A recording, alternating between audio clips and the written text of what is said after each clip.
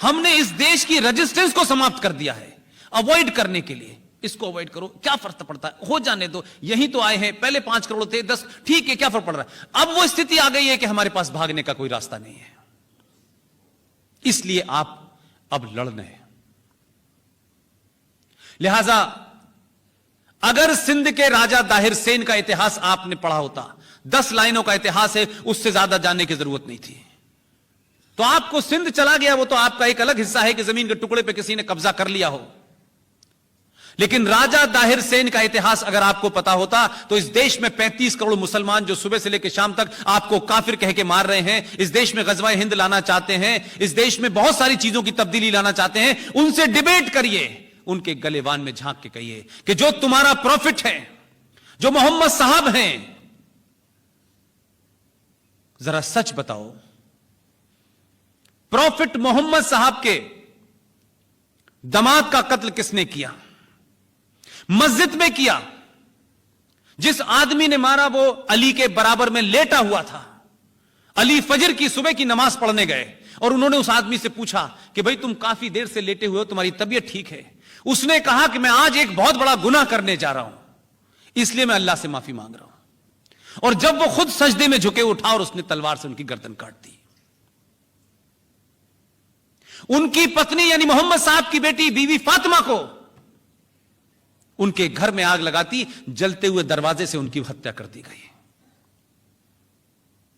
Karbala के मैदान में उनके नवासों को मारा गया। लेकिन इससे आगे की सच्चाई आपके लिए महत्वपूर्ण है। राजा दाहिर सेन जो हमारा राजा था, जिसका डीएनए हमारे अंदर हो सकता है, एक मीर कासिम जिस पाकिस्तान का हीरो राजा दाहिर सेन होना चाहिए था सिंध लेने के बाद भी, लेकिन उनका हीरो राजा दाहिर सेन नहीं बना, उनका हीरो मीर कासिम बना। वो मीर कासिम जिसने मोहम्मद साहब के परिवार में बचे हुए लोगों को, जिनको राजा दाहिर सेन ने अपने राज्य में, अपने किले के अंदर पनाह दी थी कि इनको कुछ नहीं होगा चाहे मेरी जान चली जाए, मीर कासिम से लड़े, उनकी बेटी बेटे सबको मारा और राजा दाहिर सेन को मारा, उसके बाद उनके नवासों को मारा। वो मीर कासिम पाकिस्तान का हीरो है, वो सिंध का राजा हीरो नहीं है। तो जिन लोगों को इस बात की शर्म है कि वो लोग हमें काफिर समझ रहे हैं, हम 5000 साल पुरानी उस सभ्यता के वाहक लोग हैं कि हमने उस वक्त कोई इलेक्शन नहीं था, कोई सेकुलरिज्म का एजेंडा नहीं था, तब भी हमने मोहम्मद साहब के खानदान को हमारे राजा ने अपनी जान देके बचाया।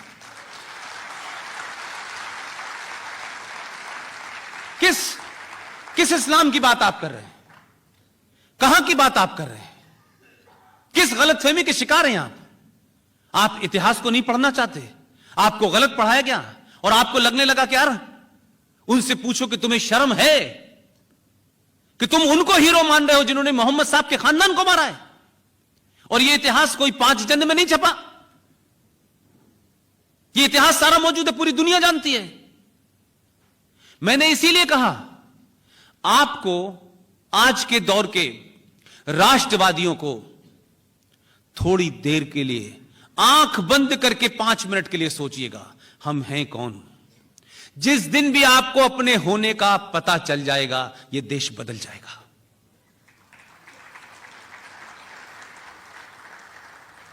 लिहाजा आपको कोई बहुत बड़ा कुछ नहीं करना है।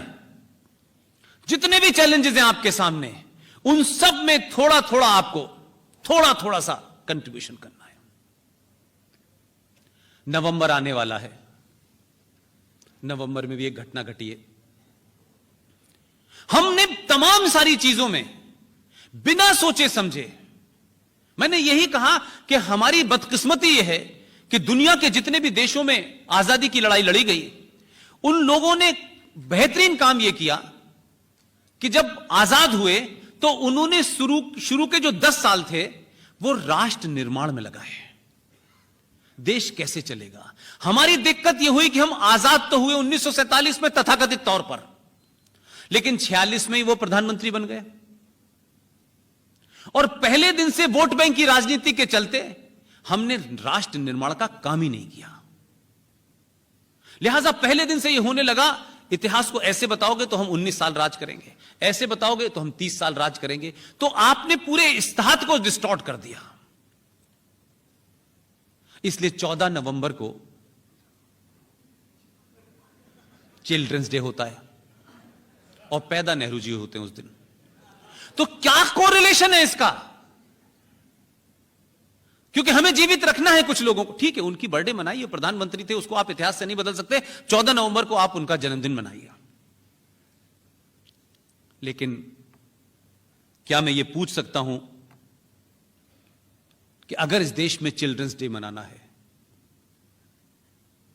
तो क्या उसकी डेट हो सकती है कि हम जिन बच्चे चिल्ड्रंस डे मनाएं तो जिसके नाम पे बनाएं उसका नाम सुन के उन बच्चों की छाती चौड़ी हो जाए? क्या वो आइकॉन नहीं है हमारे पास? या उन आइकॉन को बताने से हमारा कद छोटा हो जाएगा? मैं साहबजादा जोरावर सिंह का नाम ले रहा हूं, मैं साहबजादा फतेह सिंह का नाम ले रहा हूं। गुरु गोविंद सिंह के 4 पुत्र थे, 2 युद्ध में मारे गए। जोरावर सिंह की उम्र 9 साल थी। वजीर खान ने डिक्टेट टर्म किया, मुगलों की हुकूमत थी। 1705 की घटना है यह,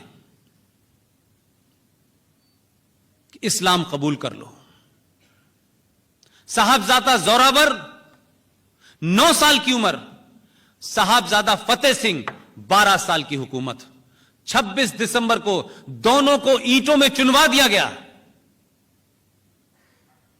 और उनकी लाशों को दफनाने के लिए जगह नहीं दी गई।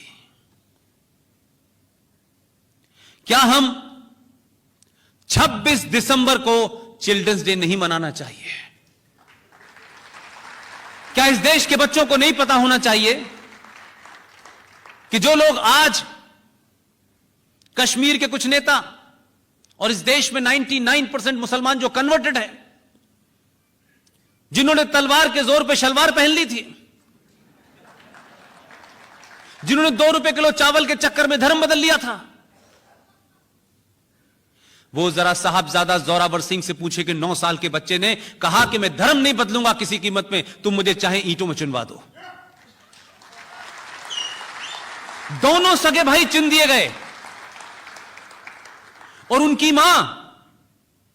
माता गुर्जरी, जब उनको इस घटना का पता चला तो सदमे में मौत हो गई। लेकिन क्या सब कुछ 1947 के बाद से तय होगा? भारत 1947 से पहले भी था। 5000 साल सिर्फ रिटन है, कई हजारों साल से है, जब से यह सृष्टि है। हमारे 3 नाम हैं, जो दिल चाहे कर लो। कभी कभी लगता है कि जैसे चौराहे पर रेड लाइट लगी हो और उसके तीनों तार मेन लाइन से मिला दीजिए, तीनों ऑन है। कोई इंडिया कह रहा है, कोई हिंदुस्तान कह रहा है, कोई भारत कह रहा है। आप तय नहीं कर पा रहे हम क्या हैं। हम भारत क्यों नहीं कहते इसको? लाल बहादुर शास्त्री का जन्मदिन है, उनका भी है। वो सरकार का काम है, सरकार जो करती है वो करे। मेरे मन में जो हीरो है वो हीरो है, जो नहीं है वो नहीं है। किसी को बुरा लगता हो तो लगे। और दुनिया का कोई कानून मुझे अपना हीरो चुनने में मेरे लिए बाधा नहीं बन सकता कि ये कानून है, इसको हीरो मानो। मैं नहीं मानता। मेरा हीरो सुभाष चंद्र बोस है, मेरा हीरो सावरकर है, शिवाजी है।